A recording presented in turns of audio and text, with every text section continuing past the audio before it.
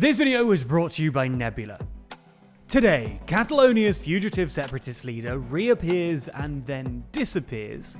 Thailand's largest party is banned for challenging the monarchy, and Donald Trump and Kamala Harris agree to a TV debate. From TLDR News, this is your daily briefing for Friday the 9th of August, 2024.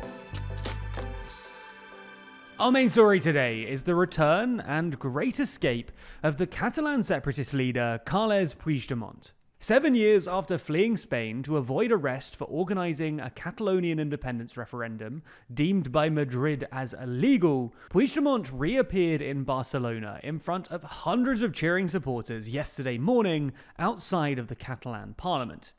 Speaking to the crowds of supporters, the separatist leader said, "In spite of their best attempts, we are still here." After ending his speech on a tantalizing note, essentially saying that he is unsure when he will return, Puigdemont was quickly hurried away, and then seemingly disappeared from the scene. Catalan police quickly shut down Barcelona, and Puigdemont's escape prompted a manhunt. Checkpoints were set up at city exits, and roadblocks were established on major highways. Over 300 agents took part in this, causing major traffic delays. But a sympathetic police officer allegedly helped Puigdemont escape, with the officer later being arrested. Regardless, the escape caused outrage in Madrid. The Conservative opposition leader accused Prime Minister Pedro Sánchez of allowing Spain to suffer humiliation. Spain's leading police union also called the escape a scandal and demanded the National Police Force and Civil Guard take over the investigation. Puigdemont's allies, on the other hand, criticised the government's move to try and arrest him as undemocratic. For context, this year Madrid passed an amnesty law which essentially pardoned those prosecuted for their involvement in the 2017 referendum. Spain's Supreme Court said, however, that they would not comply with the amnesty in Puigdemont's case, who still faces trial on accusations of embezzlement, meaning that he's the subject of an active arrest warrant. In this year's Catalan elections, Puigdemont from exile led his Junts party to second place, and Puigdemont promised that he would return for the inauguration of the region's new president.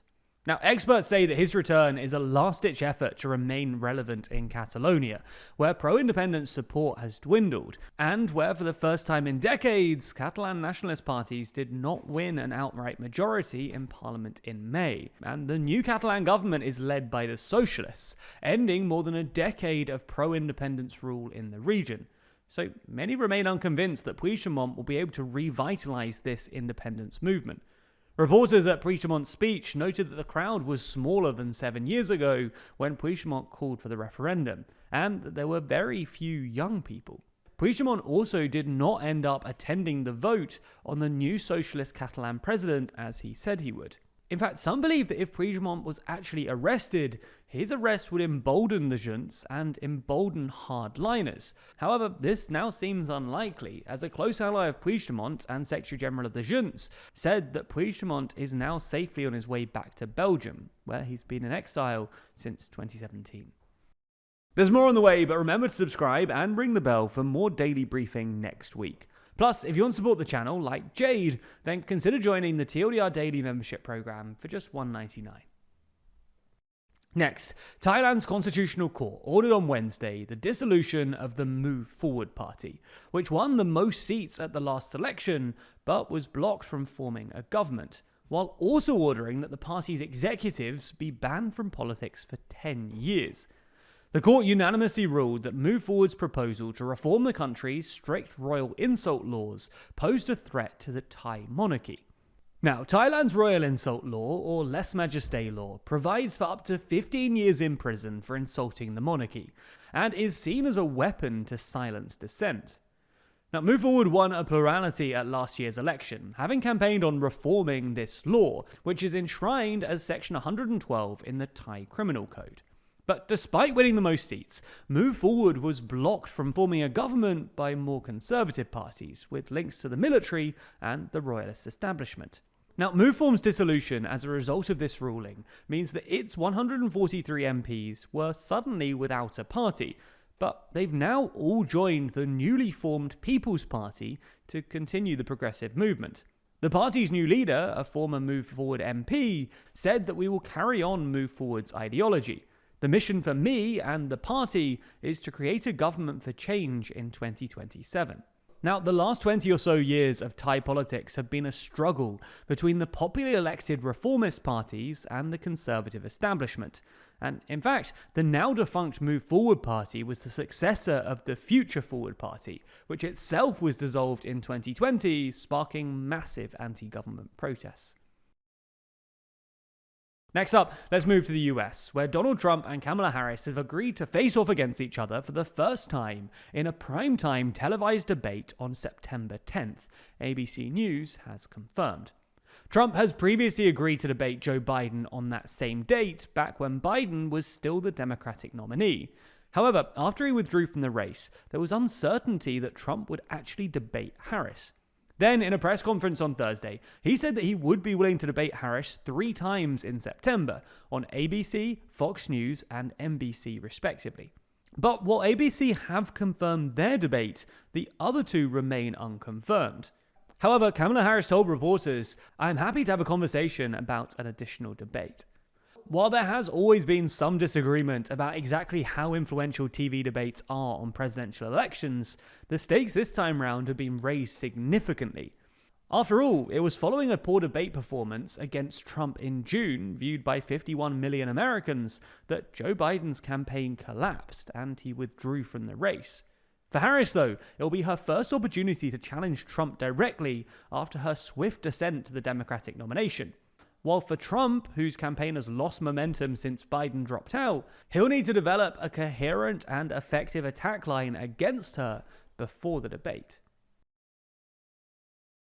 Over to Bulgaria now, where protesters rallied outside Parliament on Thursday after a controversial legal amendment banning discussion of LGBTQ+ and so-called non-traditional sexual choices in schools.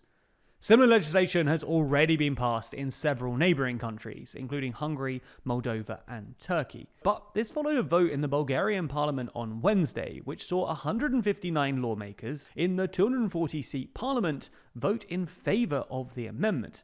This amendment, which was introduced by the pro-Russian Vazhezhezhan party and also backed by some pro-EU parties, bans the, quote, promotion, popularization, and support of ideas and opinions related to non-traditional sexual orientation or sexual identification other than biological in schools.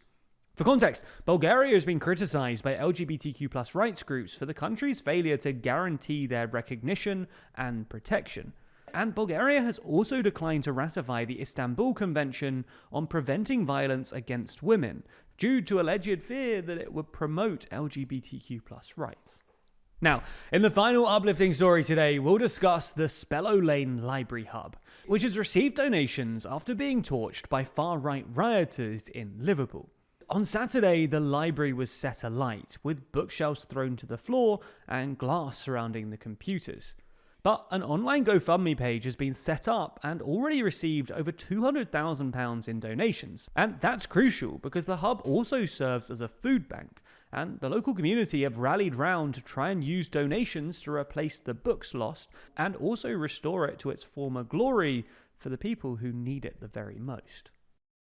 Now, you can keep diving deeper into this and other news stories over on Nebula, where the TLDR team curates the most important news videos from around the world, saving you from a deluge of bad news and helping you pay attention to what really matters. This means no more feeling out of touch. On Nebula News, the TLDR team act as your guide through the media landscape, sharing the news that we're paying attention to and helping you to find the stories that matter and avoid burnout. Now, if you don't know already, Nebula is a streaming service that we co-own with a bunch of your favourite creators. There, you can watch original content like Real Life Law's incredible series War Room, which every month runs you through a whole load of ongoing conflicts, keeping you in the loop. You can also watch every TLDR video on Nebula ad-free, and in many instances, before they land on YouTube. If you're not a member already, then you can click the link in the description to sign up now. And if you do, you'll get 40% off an annual plan by using our link. Plus, Nebula will know that you came from us, which really helps us out. We've got some great feedback from existing members on the Nebula News features, so I hope you enjoy the effort that we're putting into Nebula News.